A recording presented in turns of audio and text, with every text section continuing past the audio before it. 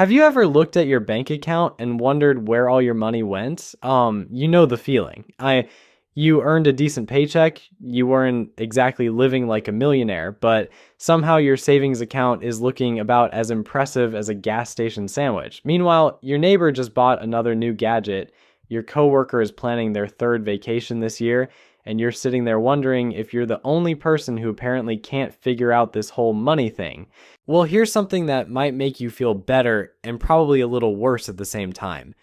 Most people aren't actually better with money than you are, they're just making different mistakes. And some of those mistakes are so common, so widely accepted that we don't even recognize them as financial traps anymore. We think we're being smart consumers, responsible adults, or savvy investors when we're actually throwing money away on things that used to make sense but no longer do. My name is Nick, and I spend way too much time analyzing why people stay broke despite earning decent money.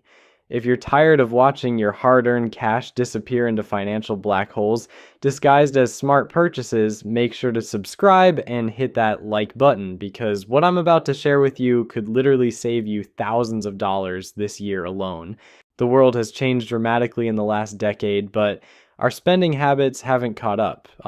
Things that were good deals 5 years ago are now complete ripoffs. Strategies that used to build wealth now destroy it. Products that once provided value have become elaborate schemes to separate you from your money. Yet most people keep buying them because that's what they've always done, or because everyone else is doing it, or because some marketing team convinced them it's still a smart choice. Today I'm going to walk you through 10 things that are no longer worth buying. Not because they're inherently evil or because I want you to live like a monk, but because the math simply doesn't work anymore.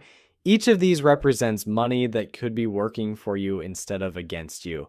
And when you add up all the money people waste on these 10 things, we're talking about enough cash to completely change someone's financial trajectory. But here's what makes this even more interesting. The people who recognize these traps early and avoid them aren't just saving money.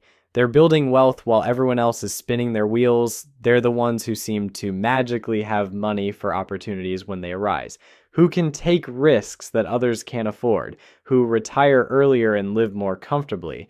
The difference isn't necessarily that they earn more money, it's that they stopped throwing money away on things that don't work anymore. Before we dive into the specific items, let me give you a framework for thinking about this. Every dollar you spend falls into one of three categories. There are dollars that generate more dollars, like investments or education, that increases your earning potential. There are dollars that provide genuine value or necessity, like food, shelter, and healthcare. And then there are dollars that disappear into thin air, providing neither financial return nor meaningful value. The third category is where most people lose the game without even realizing they're playing. The items on this list have shifted from category 2 to category 3, often without people noticing. They used to provide value, they used to make financial sense, but economic conditions, technology, market changes, and evolving business models have turned them into wealth destroyers. The problem is that old habits die hard and marketing messages haven't updated to reflect these new realities. Let's start with something that sounds incredibly responsible and intelligent: investments you don't understand. Now, before you roll your eyes and think this is obvious, hear me out. The number of people losing serious money on investments they can't explain is absolutely staggering. We're not talking about pocket change here. We're talking about people wiping out years of savings in a matter of months. The cryptocurrency boom created millions of amateur investors who threw money at digital assets they couldn't define if their life depended on it. Startup investing platforms made it easy for regular people to fund businesses they knew nothing about in industries they didn't understand. Meme stocks turned the stock market into a casino where people place bets based on social media hype rather than financial fundamentals. Here's what's really happening. One bad investment decision can erase years of careful saving. I've seen people lose $10, $20, even $50,000 chasing investments they heard about from friends, saw on social media, or read about in some newsletter. They didn't understand the risks, the business model, the market dynamics, or the exit strategy. They just knew that someone somewhere was making money and they wanted in. The psychological trap is powerful. When an investment is going well, you feel like a genius. When it's going poorly, you convince yourself it's just a temporary setback. Meanwhile, your money is evaporating while you're learning expensive lessons that you could have learned for free by doing research first. Knowledge isn't just power when it comes to investing. Knowledge is protection. Every dollar you invest in something you don't understand is a dollar you're gambling, not investing. And the house always wins in gambling. The solution isn't to avoid investing altogether. It's to only invest in things you genuinely understand after doing your homework. Moving on to something that hits almost everyone but flies completely under the radar, overpriced car insurance. This one is painful because it's so unnecessary and so easy to fix, yet millions of people just keep paying inflated premiums year after year. Here's the reality. Most people are overpaying for car insurance by $300 to over $1,000 annually. That's not a typo. We're talking about enough money to fund a vacation, make extra mortgage payments, or boost your retirement contributions. And the reason they're overpaying isn't because they need premium coverage or drive expensive cars. It's because they haven't compared rates in years or ever. Insurance companies count on customer inertia. They know that most people will just automatically renew their policies without shopping around. So they gradually increase premiums, banking on the fact that you won't notice or won't bother to switch. Meanwhile, competitive companies are offering better rates to attract new customers, but you'll never see those rates unless you actively look for them. The process of comparing insurance rates takes maybe 30 minutes online. 30 minutes to potentially save $1,000 per year. That's better than most people's hourly wage, yet they won't do it because it seems like a hassle. Meanwhile, they'll spend hours researching which restaurant to try or which movie to watch, decisions that cost maybe $50 and affect one evening. But here's where it gets even more interesting. The money you save on car insurance isn't just a one-time benefit. It's money that compounds year after year. If you save $500 annually on insurance and invest that money instead of spending it, you're looking at serious wealth accumulation over time. This is the kind of consistent, boring financial optimization that quietly creates millionaires. Let's talk about something that used to be a great way to save money on travel, but has turned into a complete scam for most people. Airbnbs, the platform started as a way to find affordable, unique accommodations that were often cheaper and more interesting than hotels. That value proposition has been completely destroyed by fees, inflated pricing, and policies that favor hosts over guests. Here's how the numbers actually work out now. You see a listing for what looks like a reasonable nightly rate, let's say $150, then you get to checkout and discover there's a cleaning fee of $75, a service fee of $30, and various other charges that weren't immediately obvious. Your $150 room just became $255, and that's before taxes.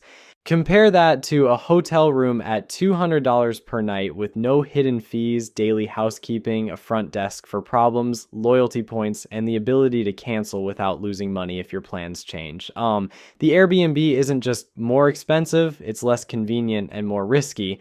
For frequent travelers, this adds up to hundreds of wasted dollars per trip. People who travel for work or take multiple vacations per year are literally throwing away thousands annually by choosing Airbnbs over hotels based on advertised rates that aren't real. The platform has essentially become a way for property owners to run unlicensed hotels while charging premium prices and providing substandard service. The cleaning fees alone are often ridiculous, like you're paying $75 for cleaning, but you're also required to do dishes, take out trash, and strip beds before you leave, so you're paying premium prices for the privilege of doing housekeeping work. Hotels provide daily cleaning as part of the standard service, yet somehow we've been convinced that doing the work ourselves while paying more money is a good deal. The psychology behind extended warranties is fascinating and depressing at the same time. You're standing at the checkout counter, about to buy a $500 appliance, and suddenly the salesperson becomes your best friend.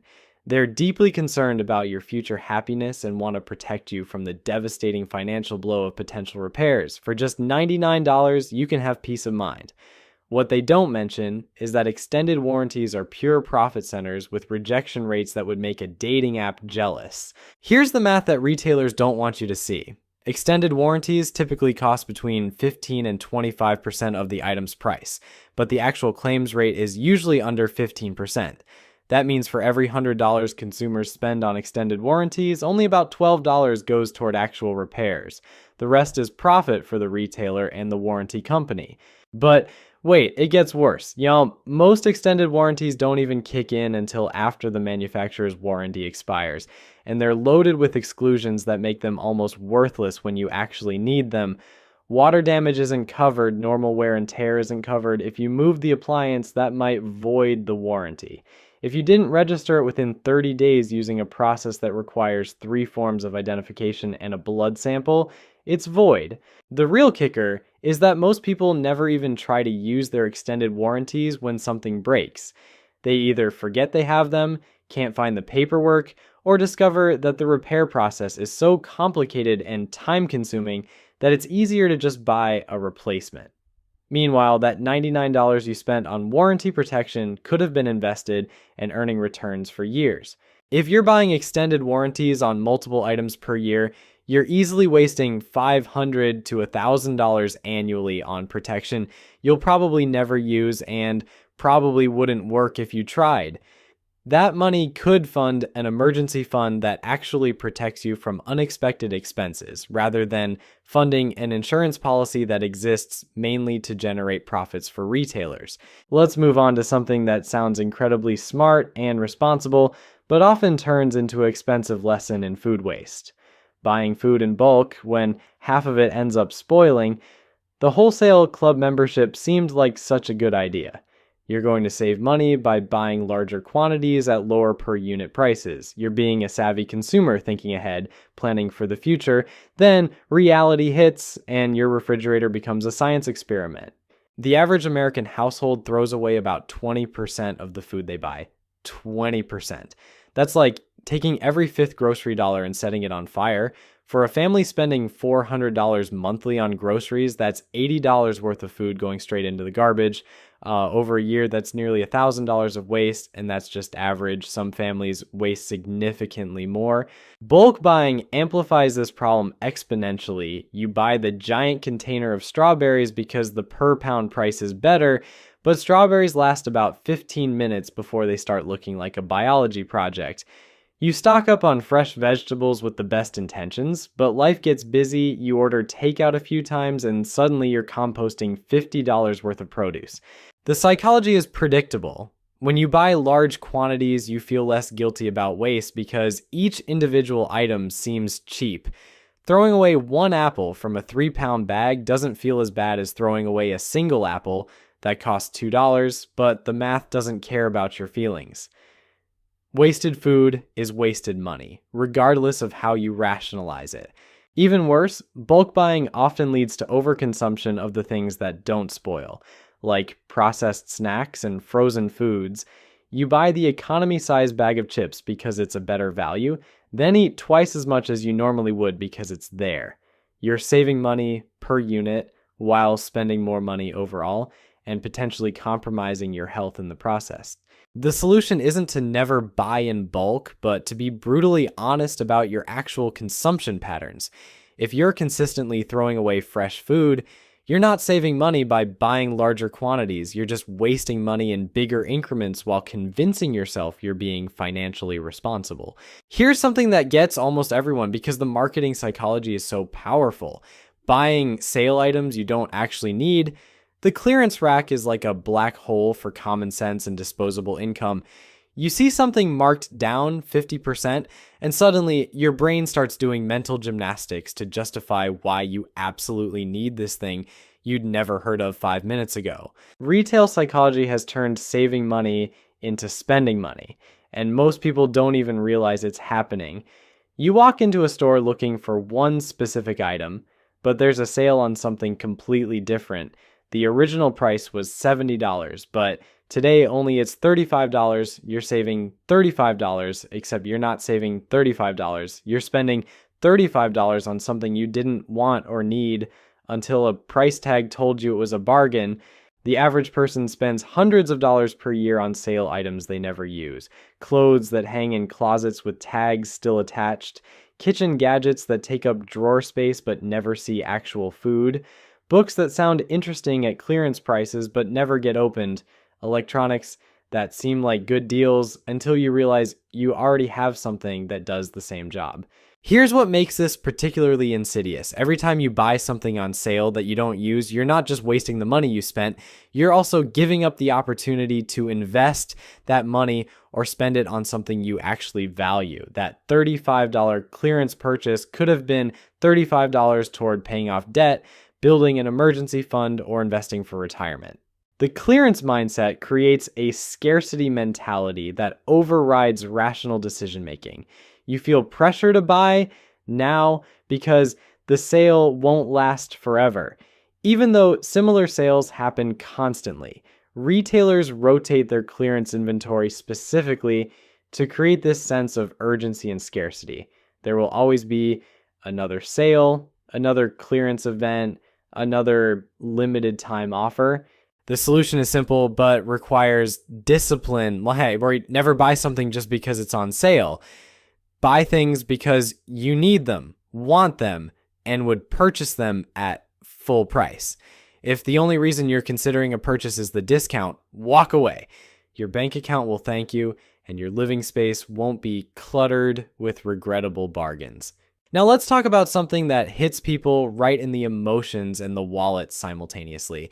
Unnecessary holiday and birthday gifts. The average adult spends between $500 and $1,000 annually on gifts for people who probably don't need or particularly want what they're receiving. We've created this elaborate system of obligatory gift exchange that enriches retailers while stressing out consumers and cluttering up everyone's homes with stuff they don't use. Think about the last 10 gifts you received that weren't from immediate family members. How many of those items do you still use regularly? How many brought genuine value to your life?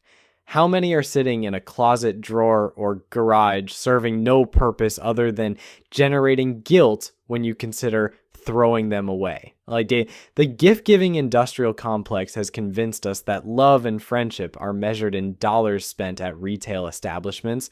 Here's what's really happening. You spend $50 on a gift for your coworker's birthday party. They spend $50 on something for you when your birthday comes around. You both end up with items you don't particularly want, paid for with money you both could have used for something meaningful. It's like a complicated money laundering scheme where everyone loses except the retailers. The worst part is that gift giving has become this weird financial hostage situation where nobody wants to be the first person to suggest maybe we should all stop buying each other stuff we don't need. Meanwhile, everyone is secretly hoping someone else will suggest it first. It's like a Mexican standoff, but instead of guns, everyone's holding credit cards they can't afford to use. The solution isn't to become a holiday Grinch or skip every birthday party. It's to have honest conversations about simplifying gift exchanges or focusing on experiences rather than objects. Some families have started doing Secret Santa instead of buying gifts for everyone. Others have agreed to skip gift exchanges entirely for adults. A few progressive groups have instituted spending limits or agreed to only give homemade gifts. The point is to stop letting retail calendars dictate your spending habits. Let's shift gears to something that's destroying entire generations financially.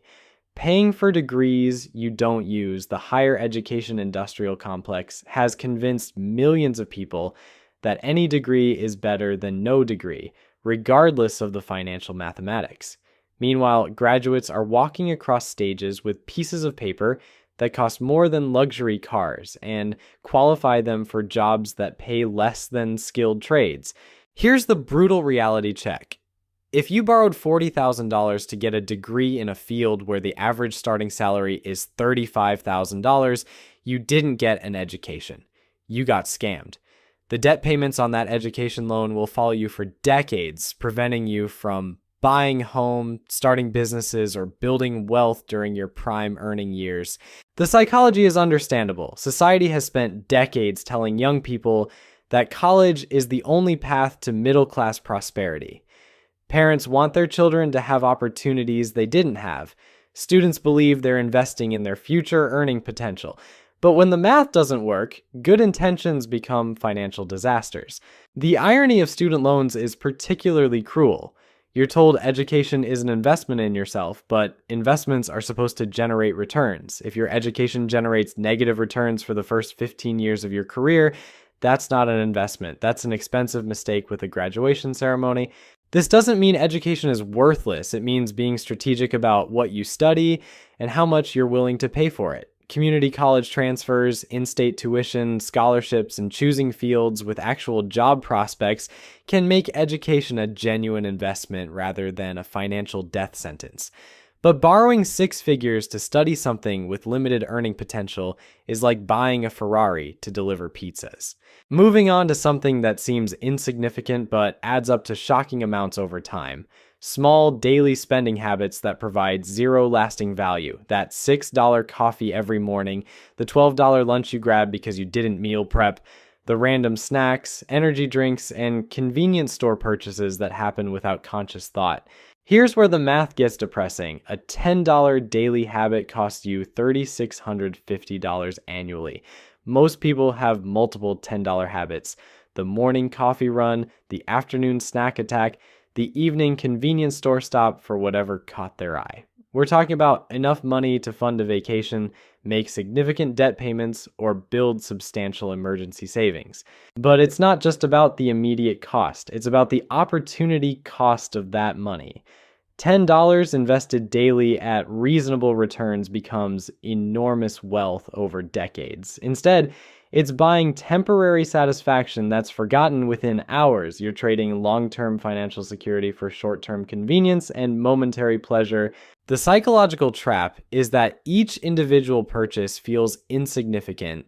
$6 for coffee doesn't seem like a big deal when you're earning decent money, but $6 multiplied by working days, multiplied by years, becomes a substantial sum that could have changed your financial trajectory if deployed differently. Finally, let's talk about the big one, the expense that kills more dreams than any other.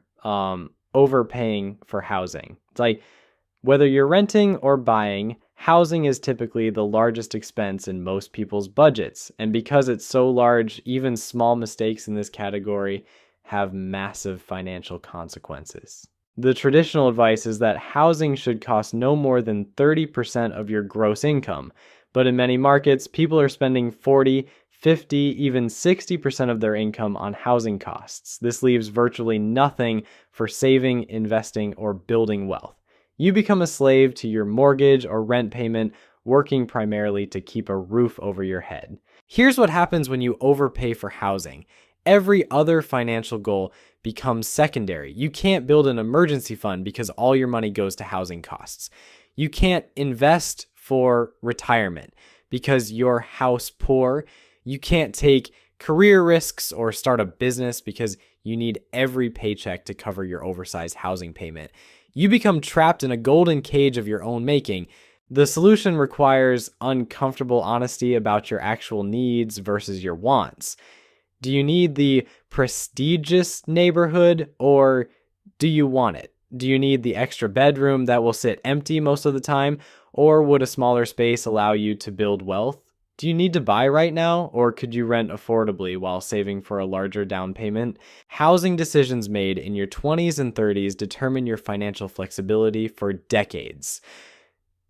Choose wisely, because this single category can make the difference between building wealth and staying broke despite earning good money. There you have it. It's those 10 things that are no longer worth buying, representing thousands of dollars in potential savings annually for most people. The beautiful thing about avoiding these financial traps is that the money doesn't just disappear. It can be redirected toward things that actually build wealth and improve your life.